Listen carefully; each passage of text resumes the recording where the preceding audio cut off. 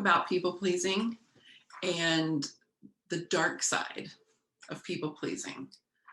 So, I'm a recovering people pleaser, and I used to think, I'm just such a nice person. I want to do things for people that I would want done for me. I want to be there for people the way I want people to be there for me. And, just so nice and sticky sweet. And, you know, and then I discovered there's a dark side to people pleasing, to my people pleasing, probably to everybody's. But this is what I discovered in myself was that eventually, after, years and years of trying to please people, trying to do for them what I wanted them to do for me. And how do I say this? I found as a people pleaser that we attract people who don't care to do things for us that we love doing for them or would love for them to do for us. Does that make sense? Like we attract, because we're people pleasers, we attract people who want to take because we give, right? So we're giving, they're taking. These are the people that we're surrounded by, is a bunch of people that need somebody to give to them, right? So what happened was these people never gave back. Maybe sometimes, but not to the extent that I gave. I gave till it hurt, and they didn't give till it hurt.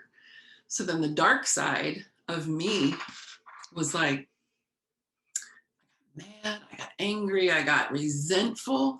I was like, these people, the nerve of them, like to let me do all these things for them and be there in so many great ways.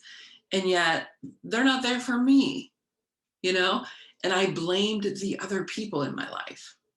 And it wasn't their responsibility. It wasn't their, it's my responsibility. I had to take personal responsibility for myself, just because I was doing things and going the extra mile from the people around me didn't mean that I get to set the expectation that they do that for me, because I can't. Like, we can't control other people. We can only control ourselves. So, I'm still a very giving, kind person, but I set limits on it because I found that as a people pleaser, it's so over the top that I didn't have time to take care of myself. I didn't have time to take care of my stuff, because I was so busy doing for other people. I didn't have time to, take care of my kids as well as I wish I had. I mean, I took care of them. I was a pretty decent mom, but there's so many things that I wish I had had more time for with my kids now that they're grown, but I was too busy doing for people and doing this people pleasing, it's over the top.